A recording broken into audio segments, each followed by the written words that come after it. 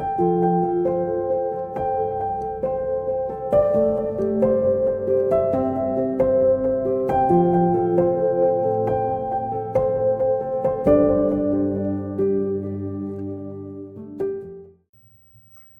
Broken Arrow readers, and welcome to another episode of First Chapter Fridays.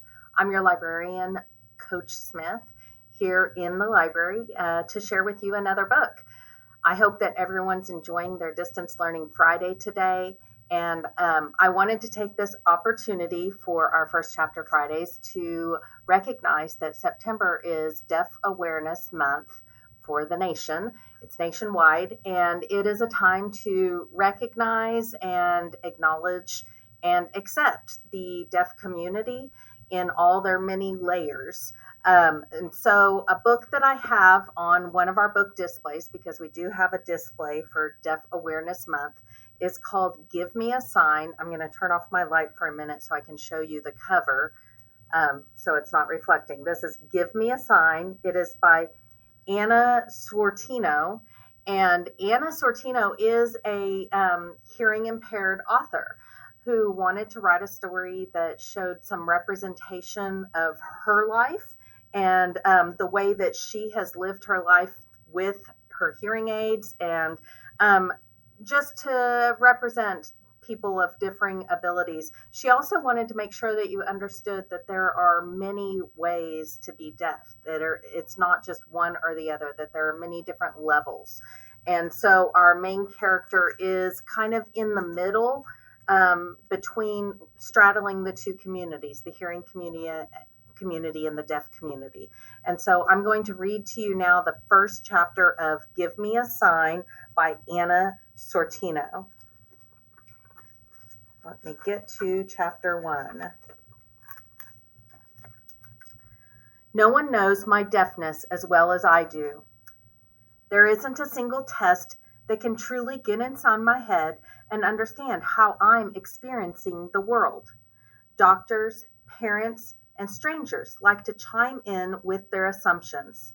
But after 17 years, I'm still figuring it all out. My annual audiology appointment is every January. My mom and I are driving through melting mounds of snow to get there. She won't let me do this alone because she doesn't trust me to be on top of things, especially after I got my fall semester report card this morning. We agreed you could stop using the FM system as long as your grades didn't slip. It's not the first time we fought about this wireless device I'm supposed to use in class.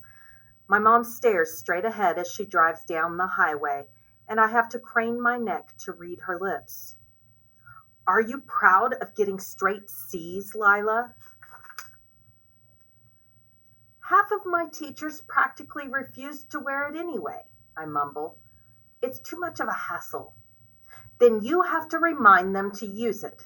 She sighs and says something about outlined in your IEP. It isn't in there, I ask, and not sure I had heard correctly. It is, my mom repeats, turning to face me, so you need to use it. We didn't pay for it to sit in a case all year. I wanted high school to be different, but these past few years have been rough. When my teachers use the FM system, it brings their voices directly into my hearing aids, making their words louder, but not necessarily clearer. All these necessary accommodations bring attention to me, which I hate. So instead of pointing out that I need closed captions whenever we watch a video, I sit there quietly. I don't catch most of what's being said, and I fail the quiz on the material afterward. Plus, teachers accuse me of talking during class whenever I try to ask the person next to me to repeat what the assignment is, after struggling to follow the lesson in the first place. So I get another bad grade. Every day is exhausting. And you've been skipping your group meetings with the hearing internet, my mom asks. Those are not fun.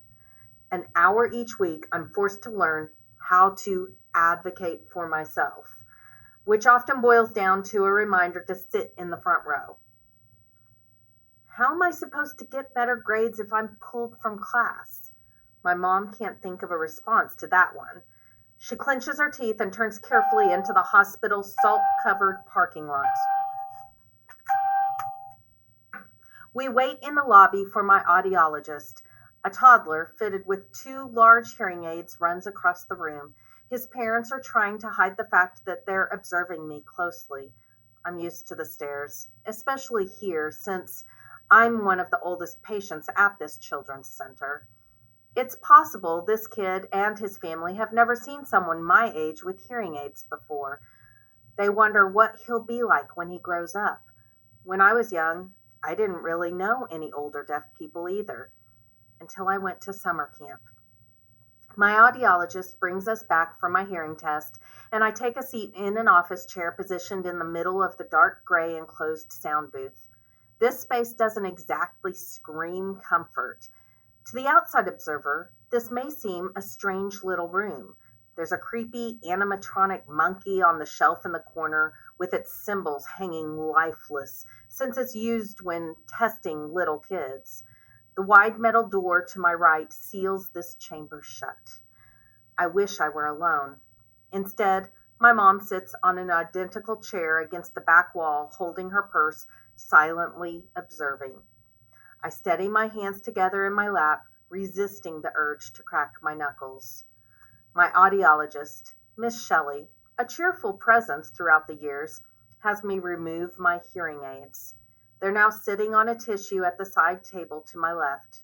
She leaves the booth and takes a seat in the other side, looking at me through a small window. She turns on background clatter and loud crushing sounds, supposedly reminiscent of daily life surrounding me.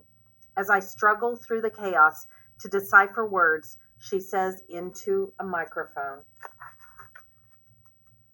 "Say the word baseball." Miss Shelley's voice is initially set loud enough to rival the noise. "Baseball?" I answer, my voice funny in my throat. I suspect I whispered my response. People tell me I speak too loudly, but whenever I'm focused on the volume of my voice, it comes out too quiet.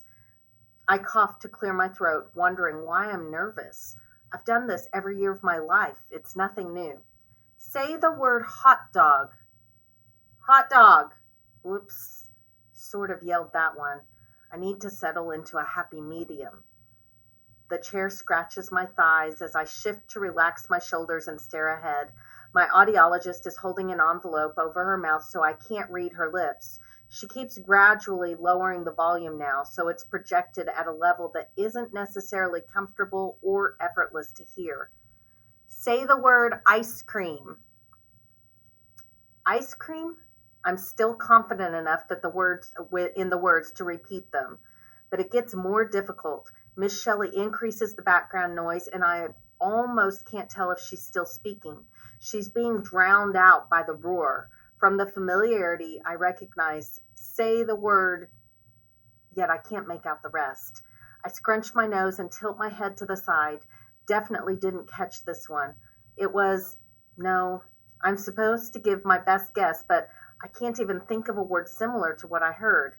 A hint of frustration rises within me. It's my hearing being graded, not me. This is the point in a typical conversation where I'd proclaim my most often used word, "What?" as many times as it'd take for a person to get the message across. It's best when someone can switch up their wording to help me along. The greater the context, the more likely I am to pick up on what I'm missing. However, right now, there is no context, only background noise and an elusive word. At least this is better than the frequency test. I swear by the end of that one, I'm imagining beeps that don't exist. I give up and shrug. What's another failed test at this rate? Miss Shelley continues. Another 20 or so words later, she finally puts down the envelope and gives me a smile while shutting off the background noise and returning her voice volume to full blast. "Great job, Lila. We'll move on now." She enters my side of the booth, her laminated ID badge dangling from her neck, and sticks various diagnostic tools in my ears and on my head. Throughout several rounds of different examinations, I suppress the urge to compare this to an alien abduction. When it's all over, Miss Shelley returns and leads us out of the sound booth and over to her office, where I usually get fitted for new ear molds and have my hearing aid levels adjusted. We take a seat around a small side table. My mom pulls her chair forward so they can crowd together over my results. I sit back, a little anxious, though there hasn't been any reason to be yet. My hearing loss, which I've had since birth, isn't supposed to be degenerative.